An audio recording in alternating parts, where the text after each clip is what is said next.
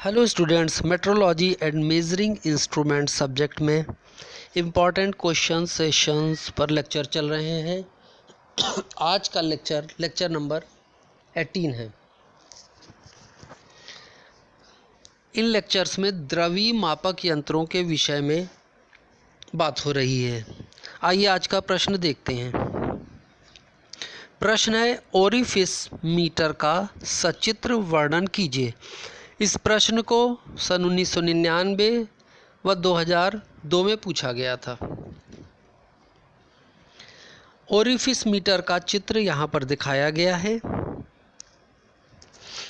Orifice meter का प्रयोग किसी पाइप में बह रहे द्रव का डिस्चार्ज या विसर्जन मापने के लिए किया जाता है। इसमें पाइप को फ्लैंजों के बीच से अलग कर लिया जाता है और उन फ्लैंजों के बीच एक ओरिफिस प्लेट लगा दी जाती है और इस ओरिफिस प्लेट में ओरिफिस का डायमीटर इस पाइप के डायमीटर के आधे के बराबर होता है। यदि हम पाइप का डायमीटर D1 लें तो ओरिफिस का डायमीटर यदि D2 है तो D2 = D1/2 लिया जाता है।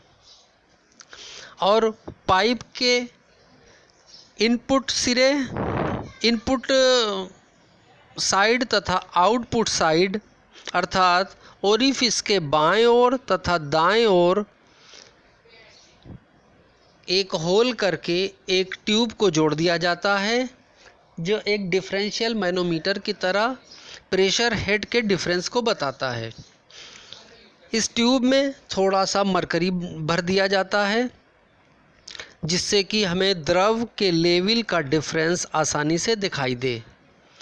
अब बर्नौली थ्योरम की सहायता से हम विसर्जन के मान को ज्ञात कर लेते हैं और विसर्जन का मान इस सूत्र से ज्ञात किया जा सकता है, जहाँ पर विसर्जन Q = CA2/2GH/1 + D2/D1 to the power 4।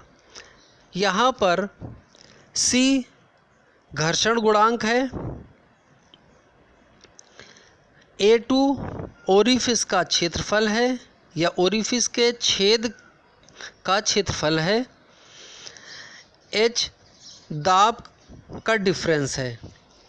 क्योंकि जब द्रव फ्लो होता है तो ओरिफिस के बाएं ओर अधिक दाब होता है और ओरिफिस के दाएं ओर दाब कम होता है। अर्थात जिस ओर से द्रव आ रहा है, जिस ओर से द्रव ओरिफिस के ओर आ रहा है, उस ओर द्रव का दाब अधिक होगा तथा ओरिफिस के दूसरे ओर जिधर ओरिफिस से द्रव निकलकर बाहर जा रहा है उधर द्रव का दाब कम होगा। इस प्रकार इस द्रव के दाब के डिफरेंस को हम हाइट h द्वारा मेज़र कर लेते हैं, जो हमें मरकरी के तलों का डिफरेंस दिखाई देता है और इस फार्मूले में रखकर हम डिस्चार्ज या विसर्जन का मान ज्ञात कर लेते हैं। दूसरा प्रश्न है, प्रवाह नाजुल द्वारा विसर्जन मापन की क्रियाविधि का उल्लेख कीजिए। इस प्रश्न को सन 1999 में पूछा गया था। प्रवाह नाजुल को फ्लो नोजल भी कहते हैं। फ्लो नोजल का प्रयोग भी किसी पाइप में बह रहे द्रव का विसर्जन मापने के लिए प्रयोग किया जाता है। ओरिफिस मीटर में हम पाइप के जॉइंट के बीच एक ओरिफिस लगाते थे, जबकि यहाँ पर हम एक फ्लो नोजल को लगाएंगे। इसके लिए पाइप को फ्लैंजों से खोलकर फ्लैंजों के बीच एक फ्लो नोजल को लगा दिया जाता है और बाकी अरेंजमेंट उसी प्रकार का होता है जिस प्रकार ओरिफिस मीटर में होता है। जिस ओर से द्रव आ रहा है उस ओर छेद करके एक ट्यूब जोड़ दी जाती है तथा इस ट्यूब का दूसरा सिरा फ्लो नोजल के दूसरी ओर जिधर द्रव का डिस्चार्ज निकल कर जा रहा है उस ओर जोड़ दिया जाता है और इस ट्यूब में हम प्रेशर के डिफरेंस को ज्ञात करते हैं, जो हमें मरकरी या पारे के लेवल के डिफरेंस के रूप में दिखाई देता है। अब जब फ्लो नाजुल के एक ओर से द्रव प्रवाहित होता है तो जिस ओर से द्रव आ रहा है उधर का दाब अधिक होता है, जिससे इस ट्यूब में मरकरी एक ओर दब जाता है तथा दूसरी ओर मरकरी का लेवल उठ जाता है, क्योंकि फ्लो नाजुल के दूसरी ओर प्रेशर का मान कम होता है। और अब हम बर्नौलीज़ थ्योरम के द्वारा इस डिस्चार्ज का मान ज्ञात कर लेते हैं। फार्मूला वही है जो ओरिफिस मीटर में प्रयोग किया गया था। Q = CA2 √2GH upon 1 - D2 upon D1 to the power 4।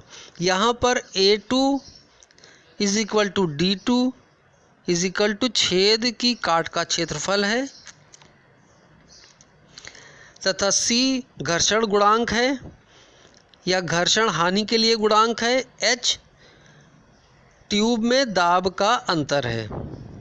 इस फार्मूले के द्वारा हम डिस्चार्ज का मान ज्ञात कर लेते हैं।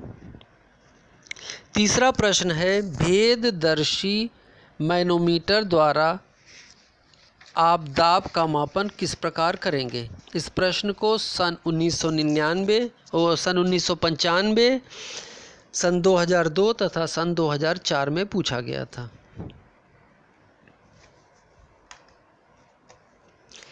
भेददर्शी मैनोमीटर को डिफरेंशियल मैनोमीटर कहा जाता है। डिफरेंशियल मैनोमीटर का प्रयोग दो पाइप में प्रेशर डिफरेंस को ज्ञात करने के लिए किया जाता है। यहाँ पर दो पाइप का क्रॉस सेक्शन दिखाया गया है, जिसमें पहले पाइप नंबर 1 में प्रेशर P1 है, जबकि पाइप नंबर 2 में प्रेशर P2 है।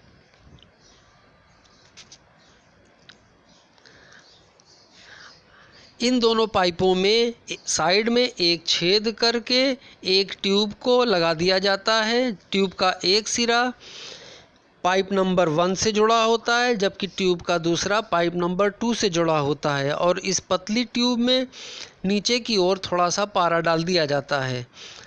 अब जब पाइप में द्रव फ्लो होता है तब यदि हम इस पतली ट्यूब को देखें तो जिस पाइप में दाब अधिक है उस ओर दबाव अधिक होने के कारण पारे का तल नीचे की तरफ चला जाता है तथा जिस पाइप में द्रव का दाब कम है उस ओर पारे का तल ऊपर की ओर उठ जाता है। अब यदि हम तल ZZ पर देखें, जो कि पारे का तल नीचे की ओर है, तो इस तल ZZ पर बाईं ओर तथा दाईं ओर की भुजा का दाब बराबर होगा।